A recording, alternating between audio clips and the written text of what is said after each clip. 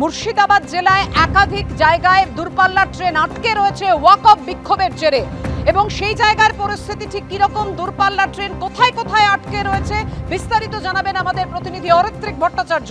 অরিত্রিক, জানাও আমাদের। ক্যান্সারে নেই আর ভয়, NCRI হবে এর জয়। আপনাদের ভরসা নেতাজি সুভাষচন্দ্র বোস ক্যান্সার হসপিটাল। দেখো, যেটা জানা যাচ্ছে হচ্ছে মূলত ধুলিয়ানগঙ্গা এবং নিমতিতা এই অংশের মধ্যে ট্রেন পরিচালন সম্পূর্ণরূপে ভেঙে পড়েছে।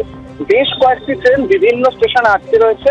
তার মধ্যে প্রাথমিকভাবে আমরা যেটা জানতে পারছি, সেই দুপুর 2:46 থেকে কামাখ্যা পুরী এক্সপ্রেস ধুলিয়ানগঙ্গাতে আটকে রয়েছে। বারোয়াড়া আজিমগঞ্জ প্যাসেঞ্জার বল্লালপুরে আটকে রয়েছে দুপুর 3টে থেকে। সাহিবগঞ্জ আজিমগঞ্জ প্যাসেঞ্জার সেটা বারহারোয়া স্টেশনে 15:56 থেকে আটকে রয়েছে। 5টা থেকে নবদ্বীপধাম এক্সপ্রেস আটকে রয়েছে মালদা টাউনের ওখানে। আজিমগঞ্জ মালদা টাউন প্যাসেঞ্জার সেটাও জঙ্গিপুর রোডে 5:11 থেকে আটকে রয়েছে।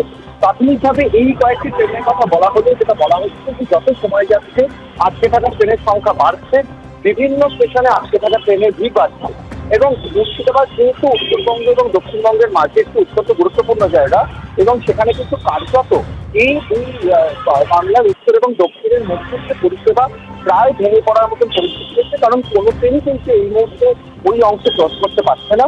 সম্পূর্ণভাবে রেল লাইনের ওপর বসে বিক্ষোভ করা হচ্ছে।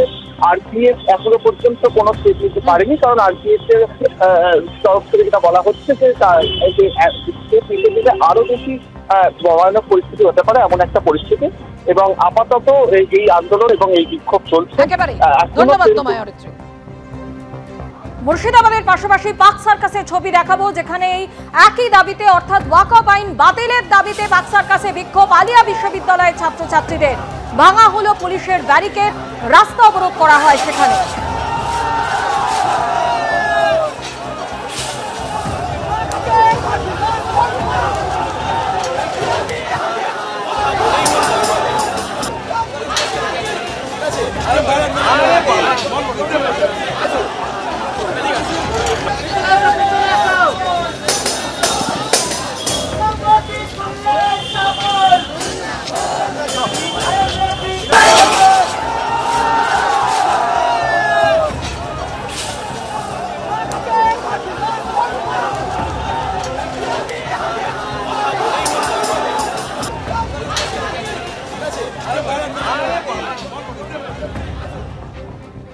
বাংলায় আমাদের কোনো সমস্যা নেই, কারণ আমাদের মুখ্যমন্ত্রীর নাম মমতা বন্দ্যোপাধ্যায় এবং বাংলা হলো একমাত্র পীঠস্থান সর্বধর্ম সমন্বয়ের। এখানে যে বিলটা দিয়ে ধর্মীয় বিভাজন করার চেষ্টা করেছে সেন্ট্রাল গভর্নমেন্ট, সেটা এখানে বাংলায় তার কার্যকারিতা নেই। কিন্তু 16 তারিখে মুখ্যমন্ত্রী নিজে একটা মিটিং করবেন, সেখানে ইমাম, মসজিদ, ইন্টেলেকচুয়ালস এরা সবাই থাকবে। সেখানে তার স্ট্যান্ড তিনি জানাবেন।